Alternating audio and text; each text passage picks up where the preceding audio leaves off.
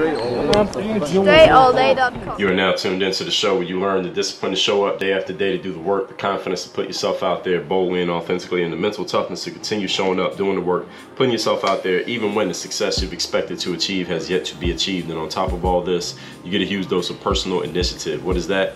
That is the go-getter energy that moves any one of us, including yourself, to go and make things happen instead of wait for things to happen. And then we put all this together into a series of frameworks, approaches, insights, strategies, and techniques, all underneath the umbrella of one unifying philosophy that is called work on your game. My name is Dre Baldwin, also known as Dre All Day, and welcome to the show. And today's topic is what to do when you don't have the money. Have the money for what? For anything. I'm gonna tell you, I'm gonna give you a framework of what to do anytime you find yourself in a position of wanting or needing to do something but you don't have the money. I'll get to that in a second. First, let me tell you a couple things. I have a daily motivation text that I send out every single day, free of charge, to everyone who's in my text community. You want to receive that message guaranteed to keep you focused, sharp, and on point. Send a message to my number, 305-384-6894. Every day when I send out that text, you'll be receiving it. Second, my next live event, Work on Your Game Live, is happening in Miami, Florida, where it is currently today, at this exact moment that I'm recording, 83 degrees and sunny. Tomorrow it will be 84, and then 83, 84, 83, 85, 83, 82, 83, 83, and 82. That is courtesy of the weather app that is right here on my phone. I'm not making those numbers up. And the low temperatures is, every number starts with a 7. All right, so why would you not want to come here? First of all, for the weather. Secondly, for the escape. Third, for the vacation. Fourth, and most importantly, for Work on Your Game Live, 2 full days, mindset, strategy, systems, and execution. You will leave that room with a full strategy and game plan to move yourself in your professional career forward. Doesn't matter what you do for a living. Get your ticket by going to workonyourgame.live. And third, you want to join my coaching program. I have only one. First thing you can do is go watch the free training. It's 45 minutes long at workonyourgame.net. At the end of that training, a button will come up for you to schedule a time to get on a call with me. Pick a time on the calendar, fill out the quick application. We'll get on a call and talk about where you're at, where you want to go, what your needs are, and I'll tell you what the program looks like and how we can get started if you are a good fit for the program. That is all at workonyourgame.net. Now, getting into the topic here today, what to do when you don't have the money. Now, the reason I'm making this episode is because not having the money, whatever that means for you and whatever level it may be at, is a universal problem that every professional at some point will face. We will all at some point face the problem of wanting to do something and the funds are simply not available for us to do it. Now, this problem can come up even if you're on somebody else's payroll as an employee, whether you have a payroll and you have employees, if you're a person flying solo and you are the entire payroll, you will have this issue come up at some point in your life. I've worked with people in all 3 positions and the same problem pops up with every single one of them. People who have jobs sometimes don't have the money. People who have businesses and they employ people who have jobs, sometimes they don't have the money to do certain things. And some people who run the business, they are the business, they do everything on their own, solopreneurs, they have this issue where they don't have the money. So this topic here today is universal and it applies to everybody because this is the problem that can and will come up over and over again in your life and in your business. So make sure you're taking notes and actually applying what you hear today. Point number 1, today's topic once again is what to do when you don't have the money. Number 1, the first thing we need to do when you find yourself telling yourself, I want to do X, Y, Z, but I don't have the money. First thing you got to do is what I call checking your references. Checking your references. What does that mean? That means making sure that the problem that you have identified is actually a problem and it's actually the problem. Are you actually solving the right problem? Oftentimes we think we have a problem that we cannot solve, but when examining that problem from a different angle, or that problem is examined by a different person who has a different perspective, we come to realize that this problem is not actually a problem at all, or it is not the most important problem. This is what I mean when I say getting the right answers to the wrong questions, which is what a lot of people do. It's a mistake that a lot of people make. Oftentimes when I get on calls with people who end up coming into my coaching program, I ask them, what are your biggest challenges? What's the most important thing that you need right now? What's the main thing that's holding you back from getting to where you want to get to? And they'll give me their answer, but as I dig deeper into their situation and ask more questions and learn more, almost invariably, I find out that their real challenge is something other than what they thought their real challenge was. Oftentimes we think we know what the problem is, but we have not identified the actual problem. We haven't identified what the real issue is. So we're getting the right answer, but we're asking the wrong question. So you need to find out and get help if you need with this. Find out if the thing that you think is the problem is actually a problem. Oftentimes you will find out that it's not as much of an impediment to your progress as you think it is. So for example, somebody might say something like, Dre, I want to host a live in-person event. They want to host their own in-person event. But the problem is that in order for them to do that, they need to rent out an event space. Well, look, if you ask around and ask enough people and leverage enough relationships, you might be able to get an event space that you don't have to pay for. You might be able to get somebody to lend you a space that you can use that they're not otherwise using, and you don't even have to give them money.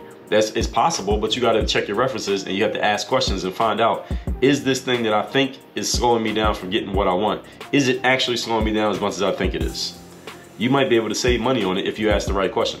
So many times the thing that you think is a problem is not actually a problem. When I was a freshman in high school, for example, I wanted to try out for the basketball team. And to try out for the team at that time, everybody had to get a medical waiver signed by your parents the day before tryouts. The problem is I forgot to get the waiver signed at school that day, and I was already on my way home. I forgot to get the waiver at school, not signed because my parents aren't at school. I forgot to get the waiver sheet that my parents would need to sign that night so that I could use it at tryouts the next day. So I'm already on my way home. I'm on public transportation going home, and one of my classmates said to me, yo, you trying out for the team tomorrow, right? And I said, yeah. He said, do you have your waiver that you got to get your parents to sign? And I said, damn, I forgot to get the waiver. And he's like, oh man, if you ain't got the waiver, you're not gonna be able to try out. So here's what I did. I took out a sheet of blank loose leaf paper from my notebook while we're sitting on the bus riding home. I took my classmate's waiver and I just made a handmade copy of the waiver, because everything that was on it was just like, what's the child's name? What's the parent's name? I hereby grant my child permission to try out for the basketball team. Then it was a line for the signature. All I did was just make one of those on loose leaf paper, took it home to my mother. She signed it, and I used that to try out for the basketball team the very next day. And this is before we had phones and we didn't have email to communicate with our parents during the day. So I had seemingly missed my chance, but I solved the problem by simply checking my references and asking myself, is this actually as much of a problem as I think it is? I used that to try out for the team. I still didn't make the basketball team, but that's besides the point. The coach, even that day before we started trials, said, everybody pass up your waivers to the front of the room. It's not like he went down and made sure each person had a waiver. I could have showed up without a waiver and he wouldn't even have known it, honestly, in the long run. And then the following years, they never asked us to sign a waiver. They never asked us to get a waiver anymore. So I guess this was some old stuff that they were doing. But he saw that waiver that I had made, and he commended me like, hey, good job making something when you didn't have the waiver in place. Moving on to point number 2.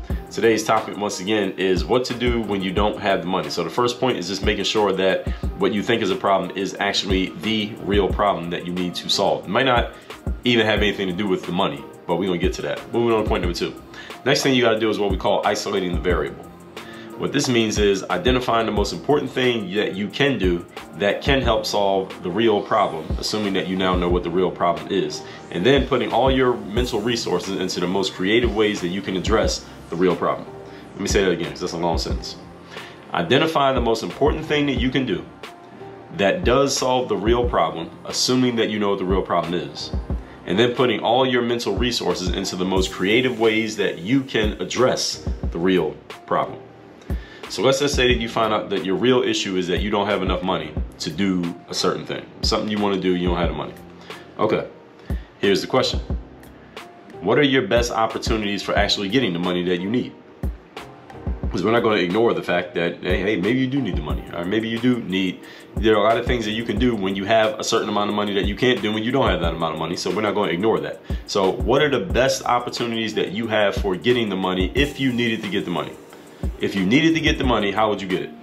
This is a good question you should always ask yourself anytime you find yourself short on money for anything that you want to do. If I needed to get this money, how would I get the money? Without putting yourself in a worse position. So let's add that into the question as well.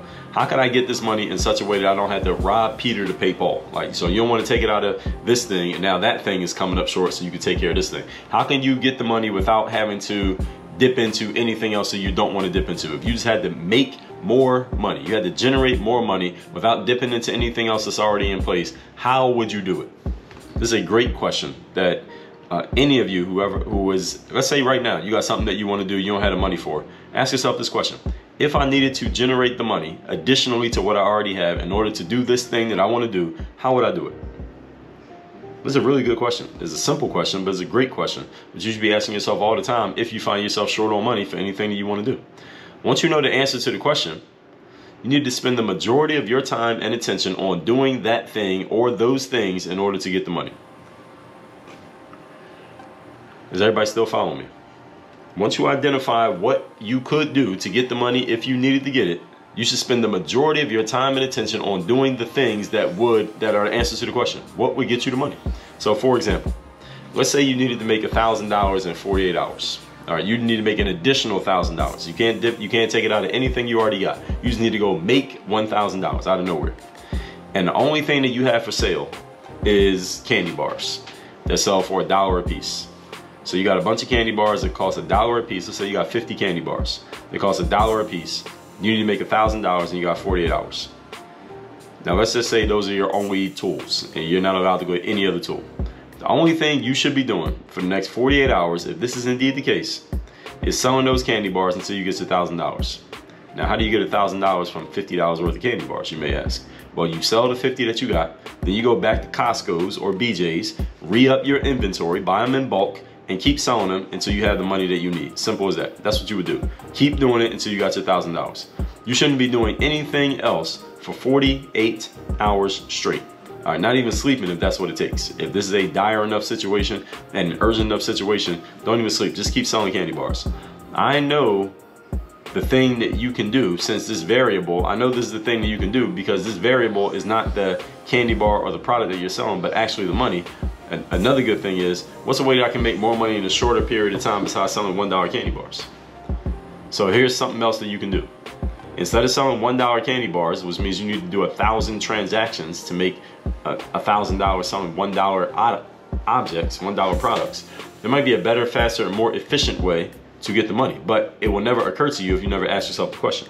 Hey, how can I, instead of doing 1,000 transactions to get $1,000, how can I get $1,000 in one transaction?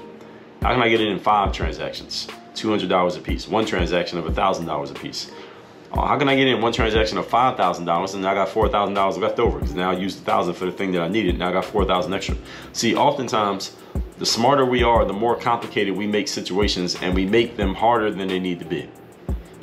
Sometimes we just need to remove steps from our process and go straight from point number 1 to point number 4 and eliminate points 2 and 3 in the process.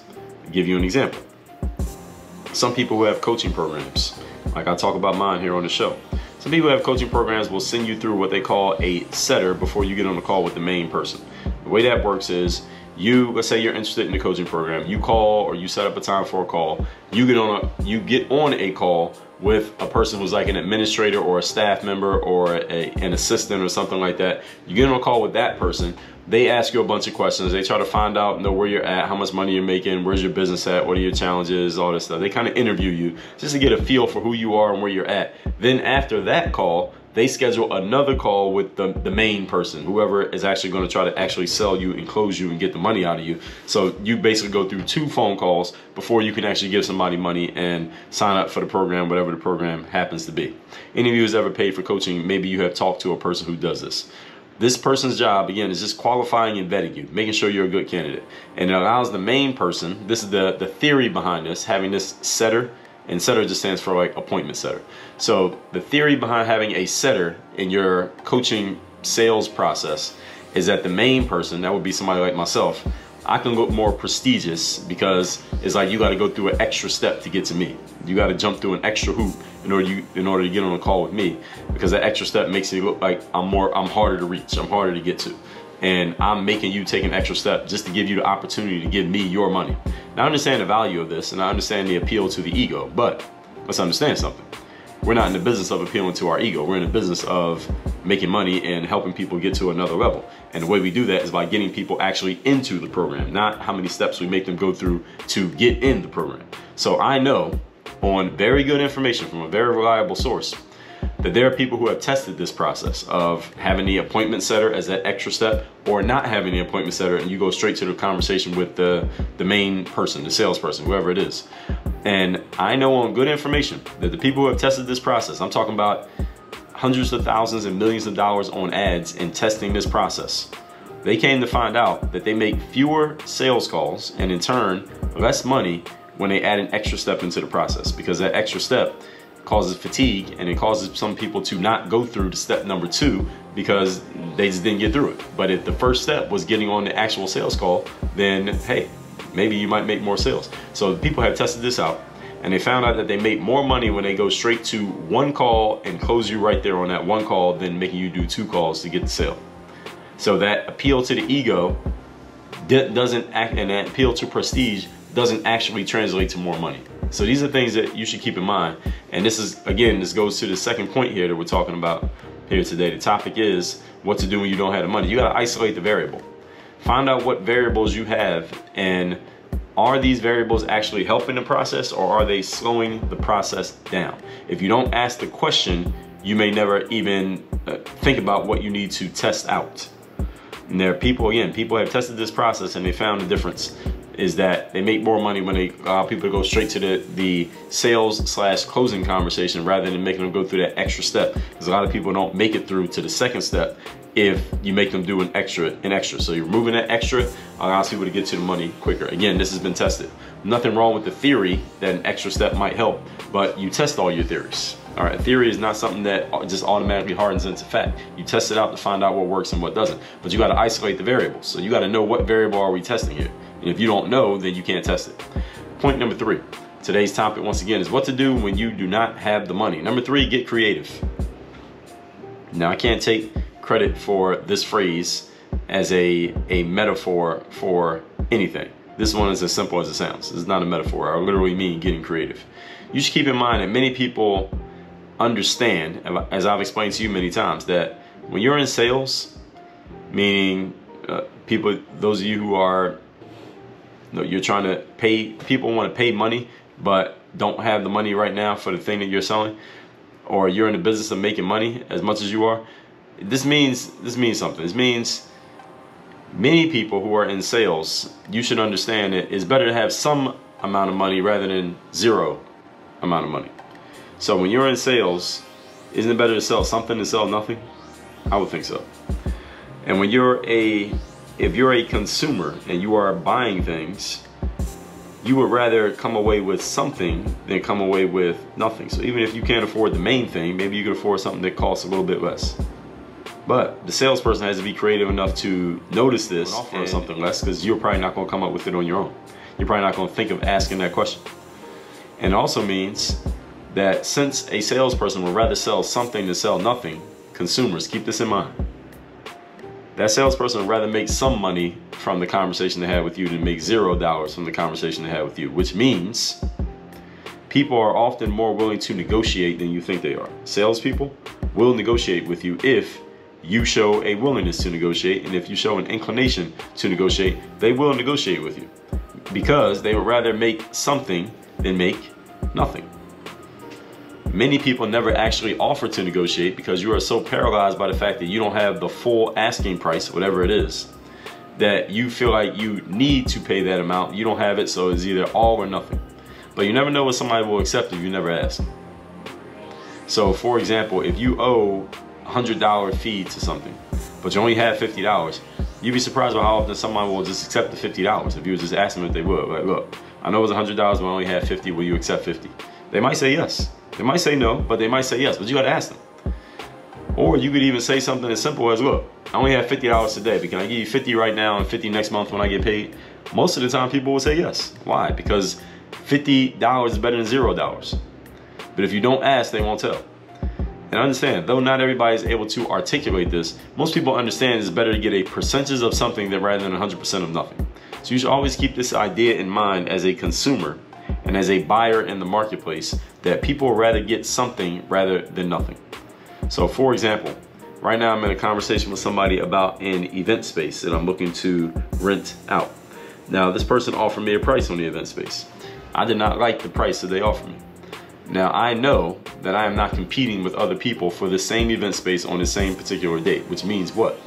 These people will be willing to negotiate. And how am I so sure? Because if I don't book the space on this particular date and this time, guess how much money they're going to make from that space that day? they're gonna make zero. They won't make any money because I'm not competing with anybody. It's not like it's three of us all bidding to get the same event space on the same day at the same time. There's nobody else going after it. So if I don't book it, they make zero. So the number that they offer me, they will negotiate on. Why? Because whatever number we agree on is more than the zero that they stand to make if I don't book it. So when I book the space, they get whatever I'm paying them, which is more than, again, the zero that they're scheduled to make. So they have no choice but to negotiate with me. I already know this. And this is my mindset going into the conversation. Oh, y'all gonna negotiate because I don't have anything to lose. All right, worst case, I'll take my money and go get a different space. Their worst case is they don't have another person looking to book the space, so they ain't got no plan B. So you see how everything comes back to mindset, folks? This is a mindset that I take with me into the conversation. And if I need to say it to them, I even say it to them. I'm like, listen, who am I competing against for this space? Give me a better price than that. Because if I don't book it, you get nothing. I can book, and I can book another venue across the street or across the neighborhood. I don't need this venue. And if I need to say that to them, I will. I probably won't have to because they understand this. Seasoned salespeople understand that they understand when they really don't have a way to hedge their bet. And they pretty much have no choice but to negotiate. But again, making something is better than making nothing. Making a sale is better than not making a sale, no matter what the amount is. All said, let's recap today's class, which is what to do when you don't have the money. This is a universal problem that all professionals face. No matter what level you are at, you will come across a situation for which you don't have the money. Here are the things you do. Number one, first you got to check your references. That means make sure that you are actually solving the right problem and you are solving the main problem. This is one of the reasons why people have coaches and trainers and consultants around them, because those people help you identify what is the real problem. It is often not the thing that you showed up thinking was your problem. It's usually something deeper than that that goes to a higher level of thinking. Point number two.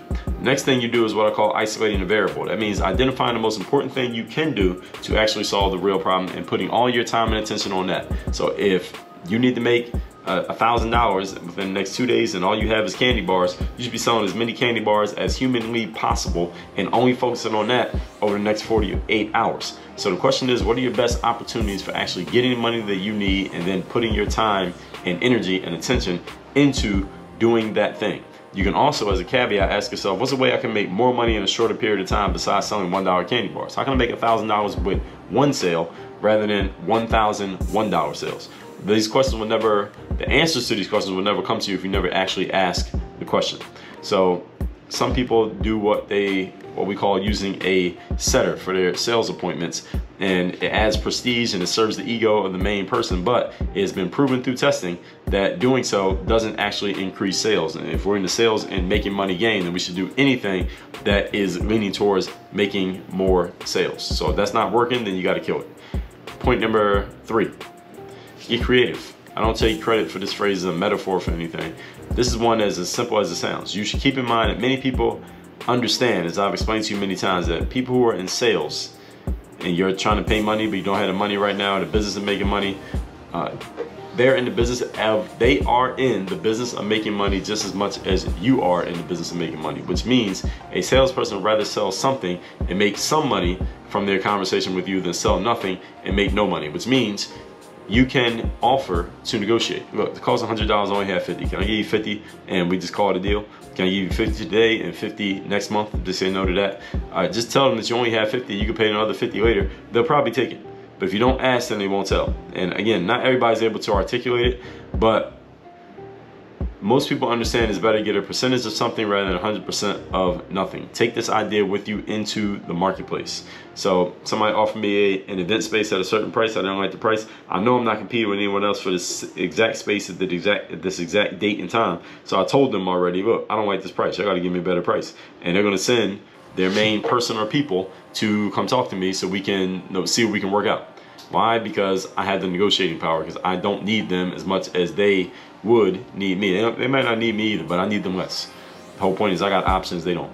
So this is my mindset going into the conversation, and you will notice here how everything always comes back to mindset. So 3 things for you to do now. First of all, text me to get my daily motivation straight to your phone for free. My number is 304-384-6894. Secondly, get your ticket to Work on Your Game Live. You like what we talked about here today? We're going 2 full days on mindset to get you your foundation in place, strategies, having your plans of action. What exactly are you doing, when, how, and where? Systems, the entity that actually will execute your strategy. You should not be executing the strategy all day. You should be just doing certain jobs. Your system is going to run everything. And then the execution, that's the accountability, that's the ROI, that's you making money, that's you getting happiness, you getting followers and all that stuff from the level that you performed at and the results of doing so. That is all at workonyourgame.live. And the last thing, you want to be coached by me, go to workonyourgame.net, watch the free 45-minute training, put your name and email in, watch the free 45-minute training.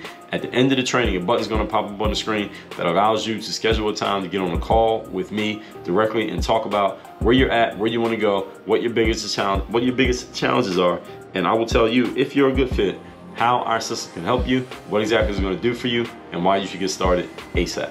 All that said, text me to get my daily motivation.